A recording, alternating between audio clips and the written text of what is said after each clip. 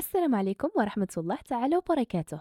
بمناسبة ذكرى المسيرة الخضراء، اليوم في هذا الفيديو إن شاء الله قررنا أننا نتحدث على معلومات عن المسيرة الخضراء في المغرب.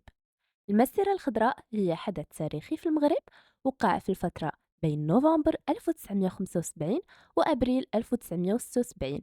كانت هذه المسيرة حدث مهم في تاريخ المغرب، وكان ليه تأثير كبير على الوضع السياسي في المنطقة.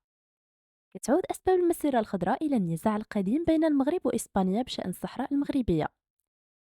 المسيرة الخضراء هو مصطلح يطلق على المظاهرة السلمية الجماهيرية التي نظمها ملك المغرب في عام 1975 ميلادية، وذلك احتجاجا على الاحتلال الإسباني الأقاليم الجنوبية وهي اللي كتمثل الصحراء المغرب.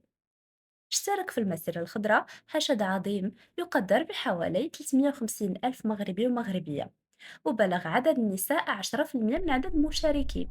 وتحركت هذه الأعداد الهائلة بانتظام وتنظيم مميز من مدينة طرفاية تجاه صحراء المغرب.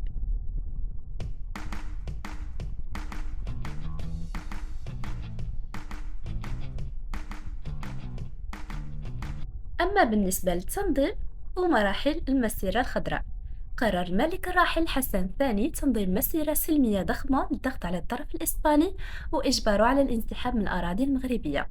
انطلقت أول مجموعات المتطوعين في تاريخ 23 تشرين الأول من مدينة الراشدية، وعلى امتداد 12 يوم عملت 10 قطارات يوميا دون انقطاع على نقل هاد المتطوعين إلى مراكش، ثم إلى أكادير، ثم إلى ضواحي طرفاية. في الخامس من تشرين الثاني من عام 1975 ألقى الحسن الثاني خطابا لشعبه يدعوهم فيه للانطلاق بالمسيرة صباح اليوم التالي. أعلن الملك الحسن الثاني في التاسع من تشرين الثاني أن المسيرة حققت أهدافها المرجوة، وأعطى للمشاركين إشارة انتهاء المسيرة بنجاح. وفي الرابع عشر من تشرين الثاني عام 1975 ميلادية وقعت كل من المغرب، موريتانيا وإسبانيا اتفاقية تفيد باسترجاع المغرب لأقاليمه الجنوبية.